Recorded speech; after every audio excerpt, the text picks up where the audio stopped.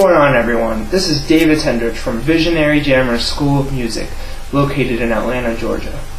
By now, you've most likely watched my first video on the importance of setting goals with a guitar, and if so, you probably have a very clear-cut sense of why you want to play the guitar, a very specific idea of what you want to get out of your guitar playing, and you know exactly what you want to get to with the guitar. There's no wasting time with what you're going to play.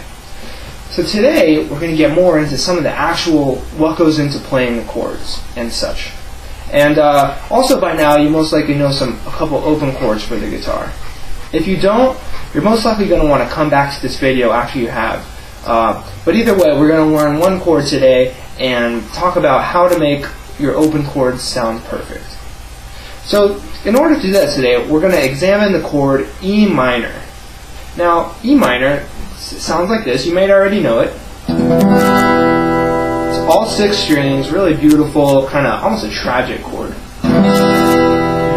can be kind of melancholy, but I really love it. Anyways, E minor is very simple. It's all in the 2nd fret of the guitar.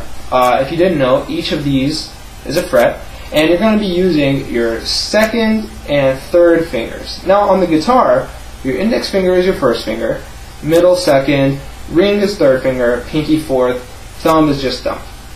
So we're going to be using our 2nd and 3rd fingers. Your 2nd finger is going to go on the 5th string in the 2nd fret. If you didn't know, this is the 6th string. This is the 1st string.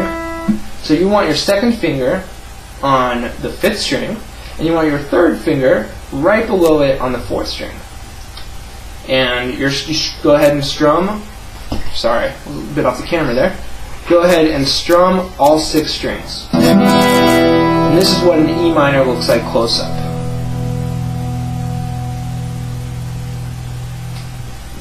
Awesome. So, a very, very common thing in first learning chords is getting sounds kind of like this in a chord.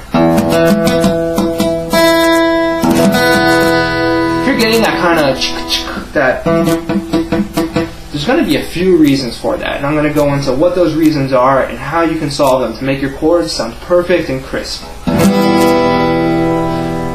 Perhaps you're not putting enough pressure down on the string you're pressing.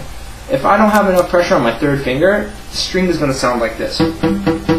So you got to push down pretty hard, kind of want to clench the guitar between your thumb and your finger, and push down until you get that really crisp sound. Another reason might be how your finger is positioned on the guitar. If you can look, you see those indents on my fingers? Those are from pushing the strings down. And as you can see, they're pretty close to where my fingernails are. And that's where you want to push down. That's where you're going to get the best point of pressure and the most efficient use of your fingers in pushing down on the guitar. Another important reason for that brings us to our 3rd possible reason your chord isn't sounding great. And that's that you have a finger touching one of the strings around it. For instance, say my 3rd finger is kind of resting on that 3rd string. I'm going to be blocking the sound of that 3rd string as I'm strumming it. So what I want to do is arch my fingers as much as I can. Really arch them. You know, don't like flatten them out, but really arch them. Bring them up on the knuckles. And make sure you're not touching that string. And then also apply pressure and strum. And that should solve that problem.